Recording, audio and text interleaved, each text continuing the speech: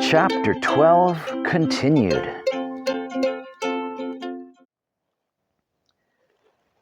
After a simple breakfast, and definitely needing some time to process, the children went upstairs to their own rooms. Tarzan pulled out the Calvin and Hobbes comic book and lay on his bed reading. Melody sat by her window looking outside at the beautiful scenery. Both could hear the mellow strums of Huey's ukulele floating gently through the walls. It had been a lot for them to take in, and would certainly take a while to come to terms with. In any case, this was a very significant milestone in their family life. Undoubtedly, this would grow them all even closer together. Hearing Hugo's music stop, Tarzan put his comic book down. He went to get the others to see if they wanted to go play outside. They did. First, they stopped in at the stable to say hello to Tony the pony. He let them stroke his head, pat his rump, and feed him some hay. Tony snuffled and whisked his tail in contentment, gazing at them softly with his deep black pupils. "You're a good pony," said Tarzan. And then, over his shoulder as they headed back out into the sunlight, "Thanks for saving us last night." Breathing in the calm after the storm, the day felt fresh and new. The warming touch of the late morning sun cheered everything it caressed. Delicate little birdies had returned, flitting back and forth, congregating in the bare branches, chirping their gossip. The storm had definitely left its mark, though. Most of the leaves had been blown clean off, leaving trees standing around looking forlorn with hairless tops, like a premature autumn come for a group of handsome young brothers gone bald before their time. The children ambled their way into the wooded area just off from the driveway. Everyone lost in their own thoughts. They'd not really explored this part of the grounds before, even though they'd walked past it every time they'd headed to town.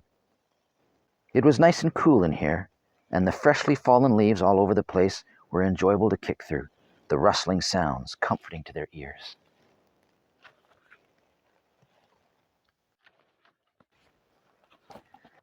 They had their heads down, looking at their shuffling feet, and almost missed something very unusual. Something in the periphery caught their attention, causing them to glance up.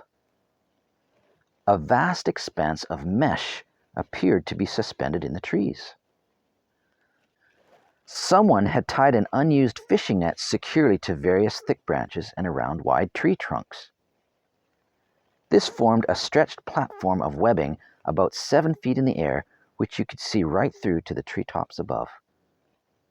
At one end, it slanted close enough to the ground that you could climb your way up to the top leveled out section. And that's exactly what the children did. As usual, Hugo and Tar pushed each other aside, trying to be the first one to the top.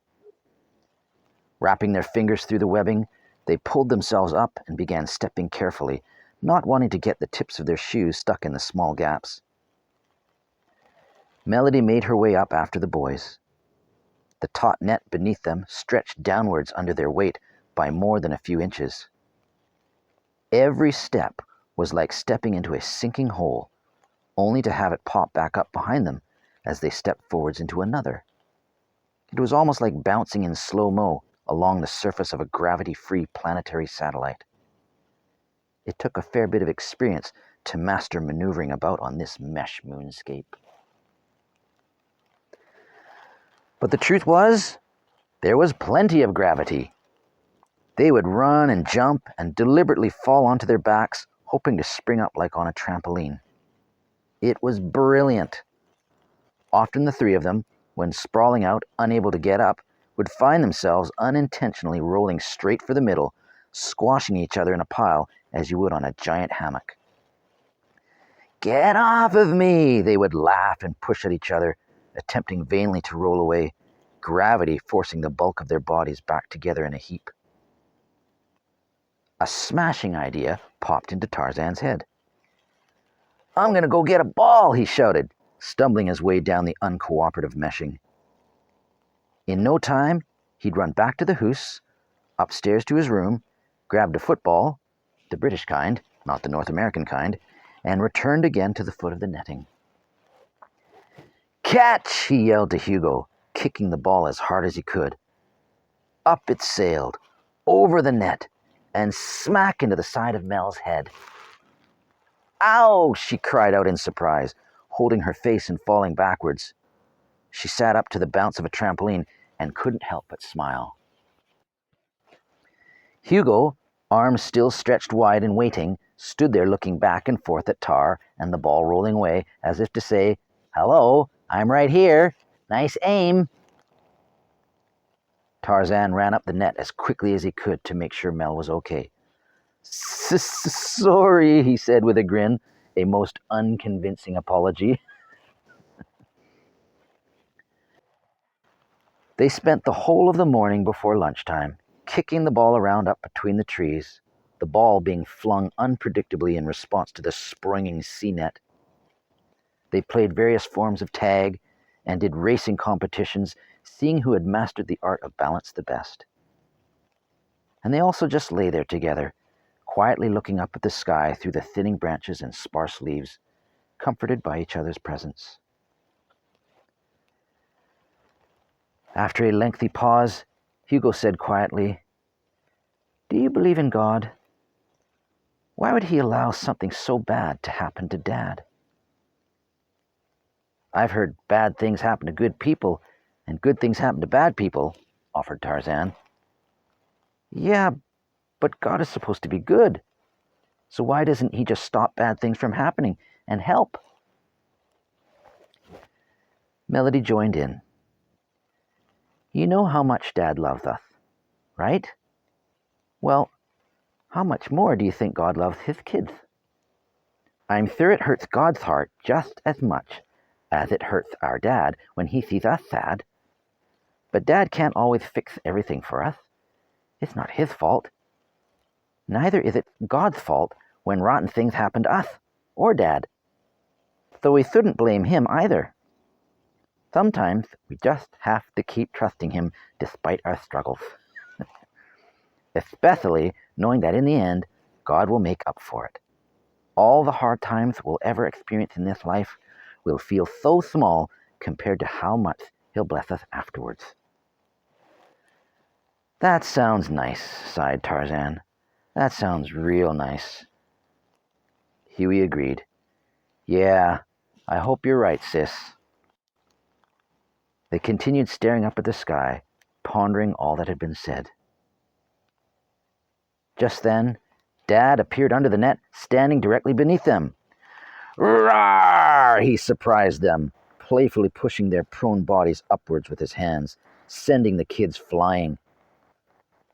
Dad, back at the house, having noticed Tarzan quickly run in and then straight back out again, was able to track the kids down for lunch. "Eek!" Melody couldn't help but let out a shriek as all three of them came bouncing back down onto the springing net. Careful not to let them land on him, Dad's powerful arms kept launching them up into the air, one after the other, roaring every time. "My turn!" he suddenly hollered, mimicking a giant, striding around below to climb up himself.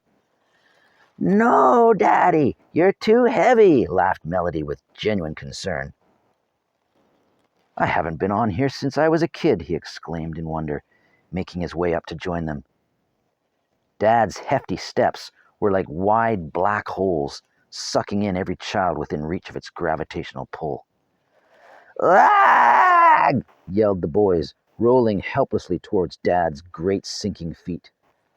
"Stop! You're gonna break it!" they insisted. Jumping angrily all over Dad, they wrestled and rolled with him, Dad smiling and hooting with absolute delight. Tarzan ended victoriously straddling Dad's chest, while Hubert had a leg and Melody pinned down an arm.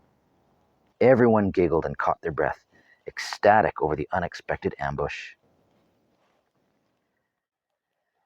Taking time to savor those precious moments of being close with the kids, Dad grabbed them all for a cuddle.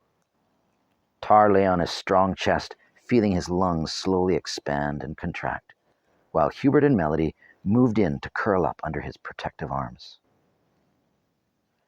"Come on into the house for lunch soon, kids," he spoke gently. "I've got something I want to show you afterwards."